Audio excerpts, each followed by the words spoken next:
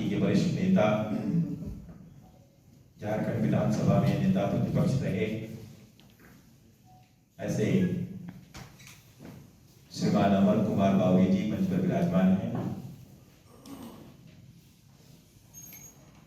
Party के द्वारा अभी एक कार्यक्रम संविधान गौरव अभियान चलाया जाना है। इसके लिए आप प्रदेश भाजपा के इस कार्यक्रम के लिए संयोजक के रूप में दायित्व देखेंगे। उनकी बाईं ओर प्रदेश के मंत्री और इस कार्यक्रम के लिए आप पार्टी के ओर से प्रदेश के सह संयोजक के रूप में हैं श्री नंदजी प्रसाद। मेरी बाईं ओर इस कार्यक्रम की दृष्टि से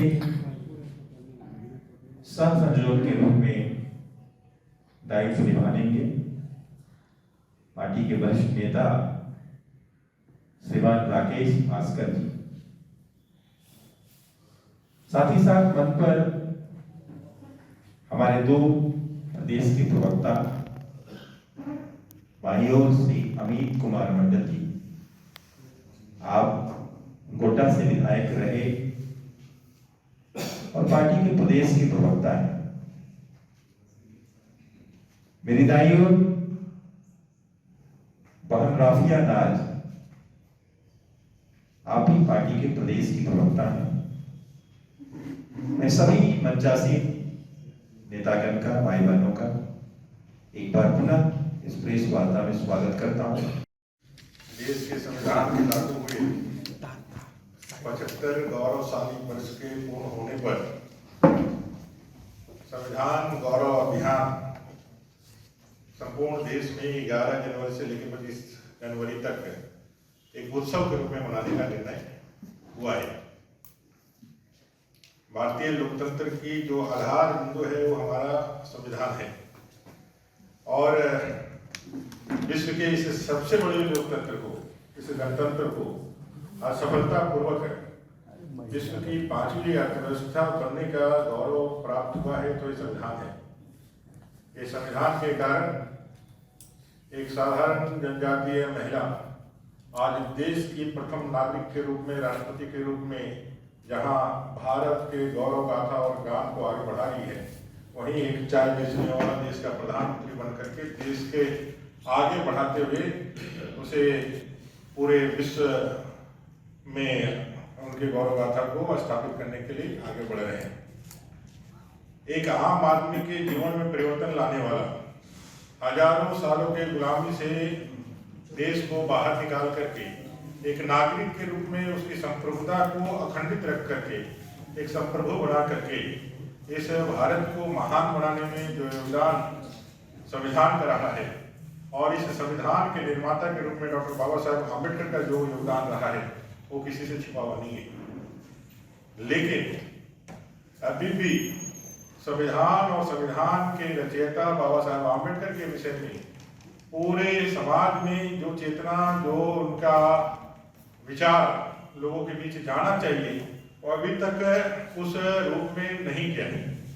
भारतीय जनता पार्टी संविधान रचयिता बाबा साहेब आम्बेडकर के उन तमाम जीवन के आयामों को, उन तमाम लक्ष्यों को जो उन्होंने अपने जीवन में रखा था और जिसके संघर्ष और जिनके बलिदान के स्वरूप आज हम यहाँ पहुंचे हैं, उसको जनता से रूबरू कराने का काम करेगी।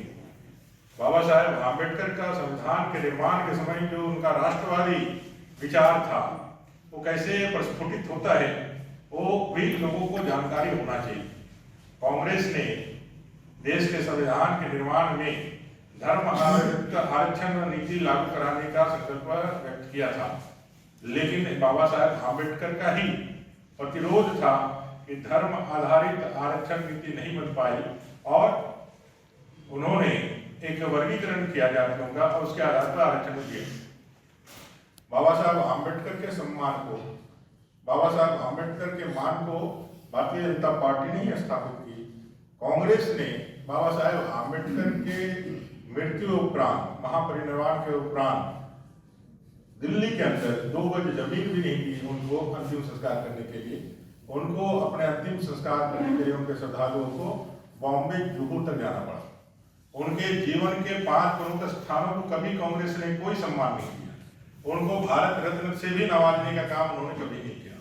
वो जब जीवन में थे, अपने सशरीर थे, उन्होंने जो भी चुनाव लड़े उसको कांग्रेस ने हराने का काम किया। ऐसे बाबा साहेब आम्बेडकर के तिरस्कार को हमेशा अपना अभिमान मानने वाले कांग्रेस और कांग्रेस के लोगों के इस दोहरे चरित्र को भी दुनिया के सामने जनता के समक्ष रखने के लिए और भारतीय जनता पार्टी ने इस महामानव के गौरव के लिए, इस महामानव के जीवन के आयामों को जनता के सामने रख करके इनको उचित सम्मान देने का जो अभियान या जो काम किया है, उससे भी परिचय कराने का एक मौका देश की जनता को देना हम चाहते हैं, ताकि संविधान के नाम पर, बाबा साहब आम्बेडकर के नाम पर जो लोग आज देश को विखंडित करने का और इसको गलत तरीके से सिर्फ उनके सहानुभूति को अपना राजनीतिक हथियार बनाने का कुचेष्टा कर रहे हैं, उनका भी पर्दाफाश हो सके।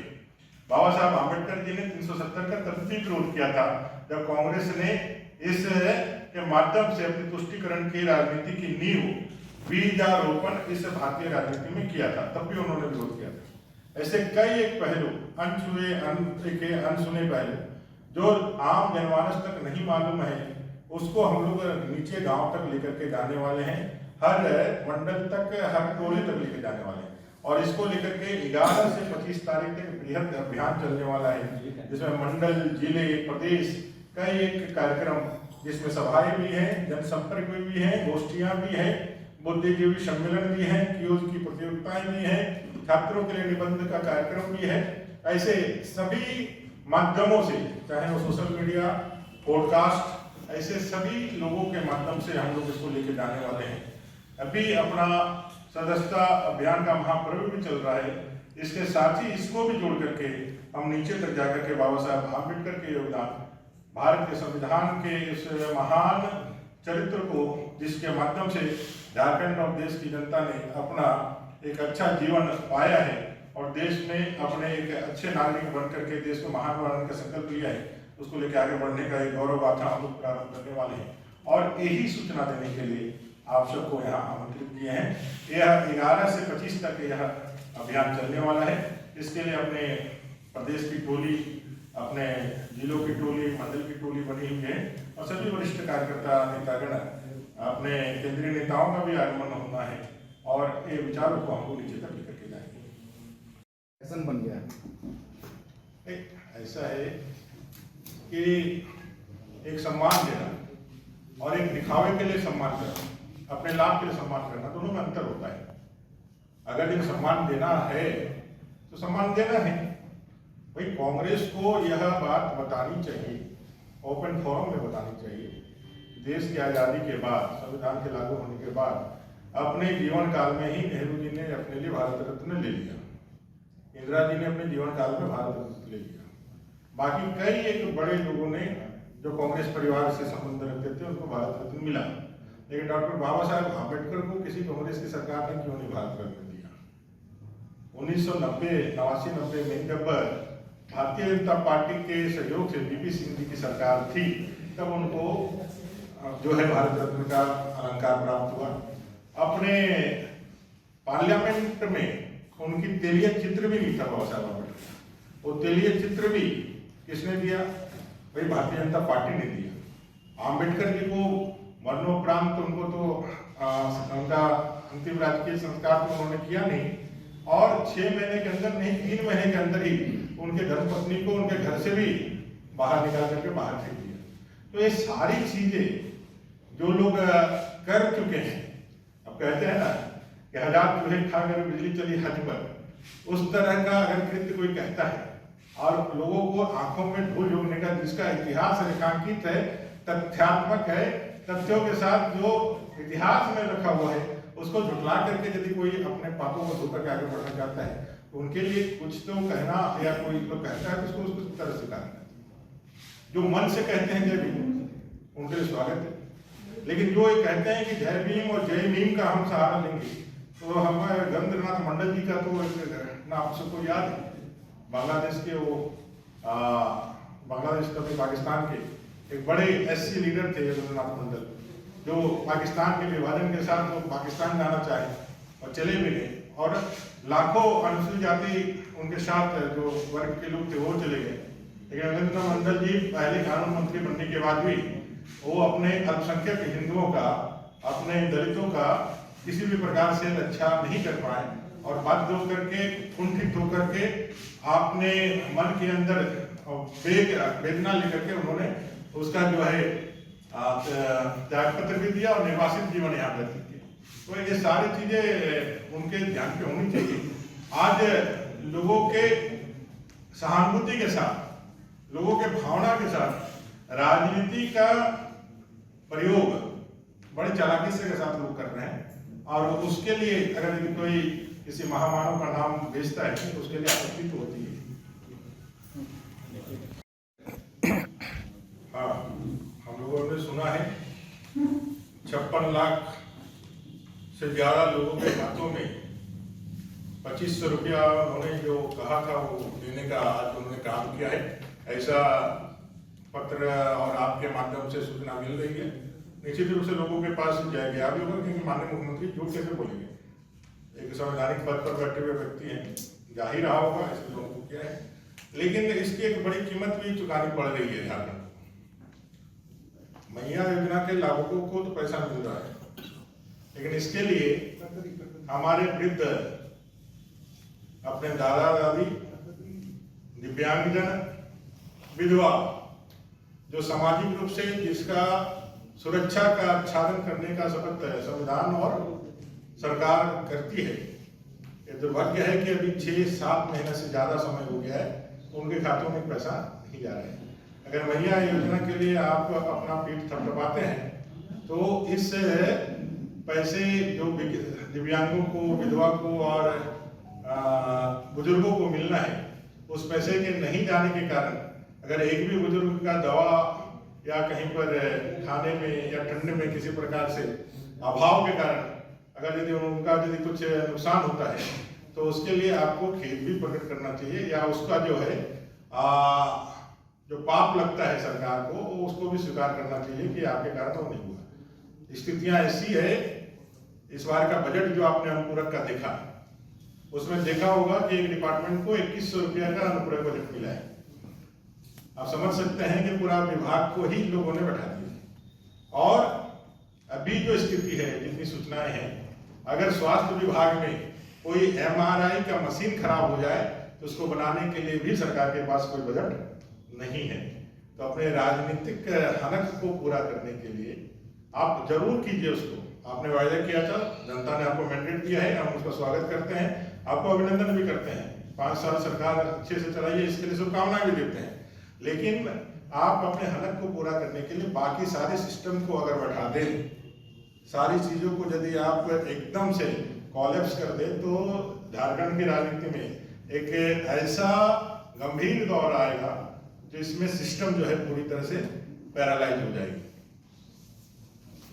वित्त मंत्री जी ने कल कहा कि 450 का सिलेंडर एक दल का फैसला था, इंडिया गठबंधन का नहीं था, जबकि घोषणा पत्र जब एक होटल में प्रस्तुत किया गया लोगों के बीच में, उस समय हेमंत सोरेन भी थे, तमाम बड़े नेता गठबंधन के थे। ऐसा है कि इसको लेकर कोई आश्चर्य नहीं होना चाहिए। झारखंड की राजनीति आप लोग यदि कवर करते हैं, देखते हैं, और कांग्रेस और जेएमएम का जो चरित्र अभी तक जो देखा है, उसमें यह सूट ही करता है। आपको याद होगा पिछले विधानसभा में, पंचम विधानसभा में नेता दल कांग्रेस विधायक दल के नेता के रूप में आलमगीर आलम साहब संसदीय मंत्री भी थे। उन्होंने जब हम लोगों ने घोषणा पत्र के बारे में जब उनके जवाब मांगा था, उन्होंने भरी सदन में इस बात को स्वीकार किया था कि घोषणा पत्र होता है, थोड़ी घोषणा पत्र की सारी बातें पूरी की जाती है। तो ये घोषणा पत्र ठगी पत्र है, तो उन्होंने सदन के अंदर आज यदि उनके मंत्री ने अगर यदि कोई वक्तव्य दिया है, थोड़े अच्छे से उसको पेश किया है, वो डायरेक्ट नहीं बोला है, उन्होंने घुमा के बोला है। तो कुल मिलाकर के वायदा खिलाफी हो, ठगी हो, ये सारी चीजें करना उनका एक सगल है। और मैं आपको बता दूं, सिर्फ कांग्रेस ही नहीं, झारखंड मुक्ति मोर्चा के भी घोषणा पत्र में 450 रुपया में सिलेंडर देने का वायदा है। ऐसे कई एक वायदे हैं, लेकिन फिलहाल एक वायदे को लेकर के चल रहे हैं क्योंकि वायदा जो है उनको लगता है इसी वायदे से वो सरकार में आए हैं और इसी वायदे को पूरा करने से बाकी चीजें नहीं करने से भी चलेगी। मुझे लगता है इस विचार के साथ ये सरकार आगे बढ़ रही है। धन्यवाद।